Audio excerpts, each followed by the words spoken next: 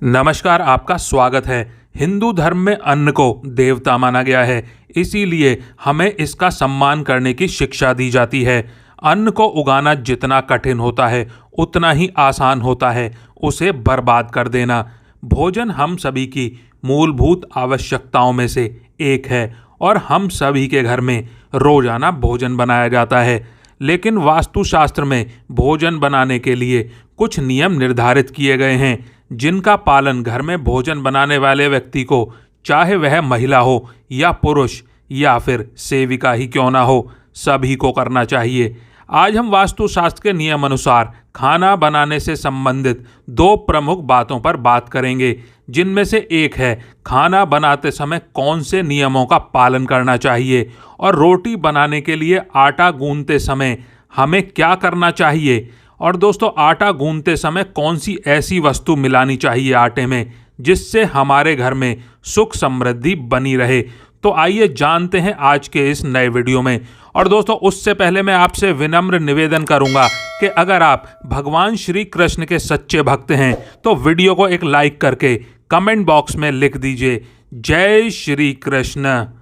तो चलिए दोस्तों, सबसे पहले बात करते हैं भोजन बनाते समय हमें कौन सी बातों का ध्यान रखना चाहिए और उसके बाद जानेंगे आटे में हमें क्या डालना चाहिए जिससे हमारे घर में सुख समृद्धि बनी रहे और माँ लक्ष्मी का वास हो।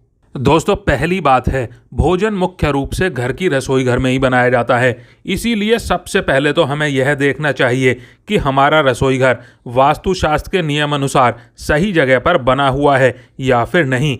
वास्तुशास्त्र के अनुसार हमारे घर में रसोई घर हमेशा अग्नि दिशा में होना चाहिए। इस दिशा में रसोई घर होने से भोजन बनाने वाले व्यक्ति का स्वास्थ्य अच्छा रहता है और उसे खाना बनाने में उत्साह भी आता है।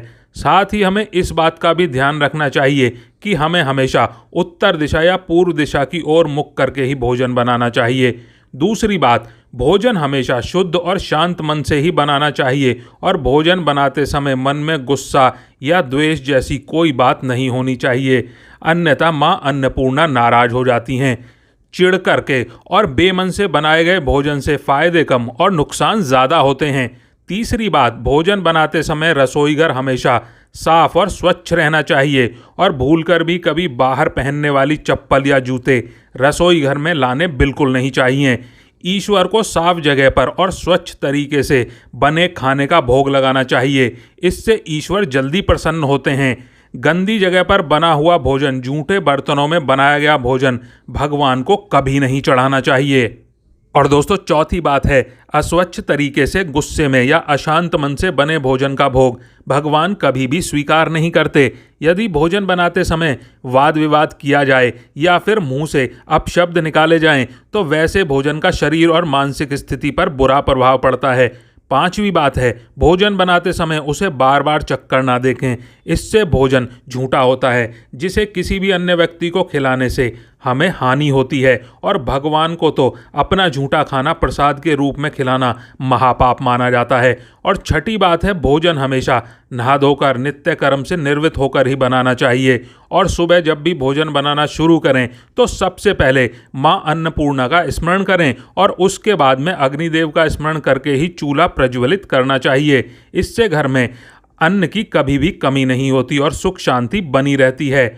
और दोस्तों, सातवीं बात करें तो कभी भी टूटे फूटे बर्तनों में ना तो खाना बनाएं और ना ही खाएं। हमेशा साफ बर्तन में ही खाना बनाएं और पानी पीते समय भी कभी भी कटोरे में पानी ना पिएं और कढ़ाई में खाना ना खाएं। ऐसा करने से घर में राहु दोष उत्पन्न हो जाता है। तो चलिए अब जानते हैं आटा गूंथते समय हमें किन बातों का ध्यान रखना चाहिए और आटा गूंथते समय हमें उसमें क्या डालना चाहिए जिससे कि शुभ प्रभाव हमारे जीवन पर पड़े। दोस्तों, सबसे पहली बात, कई बार महिलाओं की आदत होती है कि वह समय बचाने के लिए एक साथ दो समय का आटा गूंथ कर रख लेती हैं। सबसे पहले तो ध्यान रखें कि कभी भी आवश्यकता से ज़्यादा आटा मलकर ना रखें। गूंथ कर रखा गया आटा घर में नकारात्मकता लाता है। गूंथ कर रखे हुए आटे से बीमारियों को आमंत्रण मिलता है। साथ ही इस आटे की रोटियां खाने से व्यक्ति के मानसिक स्वास्थ्य पर भी इसका दुष्प्रभाव पड़ता है। गूंधा हुआ आटा बुरी शक्तियों को भी आकर्षित करता है, इसीलिए ज़रूरत से ज़्यादा आटा मलकर ना रखें। दूसरी बात, हिंदू धर्म के अनुसार जब भी घर में किसी की मृत्यु होती है तो मृत आत्मा की भूख शांत करने के लिए आटे के छोटे छोटे गोले बनाकर उन्हें पानी में बहाया जाता है। इसे पिंड कहते हैं और गोलियों पर किसी तरह का निशान नहीं बनाया जाता। इसीलिए महिलाएं रोटी बनाने के लिए आटा गूंदने के बाद जब आटे की गोली बनाएं तो उस पर अपनी उंगलियों से कोई भी निशान अवश्य बनाएं, जो यह दर्शाता है कि आटा मृत व्यक्तियों के लिए नहीं है बल्कि घर के सदस्यों के लिए गूंदा गया है।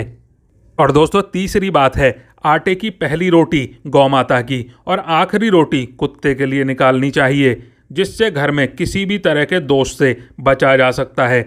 और चौथी बात करें तो आटा गूंदते समय हमें उसमें नमक तो मिलाना ही चाहिए, लेकिन साथ ही नमक के साथ थोड़ा सा घी और चुटकी भर शक्कर भी मिला देनी चाहिए। यह बहुत ही शुभ माना जाता है।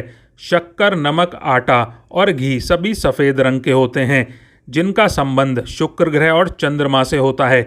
इसीलिए चारों वस्तुओं को एक साथ मिलाकर हम अपने शुक्र और चंद्र ग्रह को मजबूत बनाते हैं और ये दोनों ग्रह ही हमें शुभ फल प्राप्त कराते हैं। तो दोस्तों, यह थी कुछ महत्वपूर्ण बातें जो आटा गूंदते समय हमें ध्यान रखनी चाहिए। अगर यह जानकारी आपको पसंद आई हो तो वीडियो को एक लाइक ज़रूर करिएगा और कमेंट बॉक्स में जय माँ लक्ष्मी और जय श्री कृष्ण ज़रूर लिखिएगा। धन्यवाद।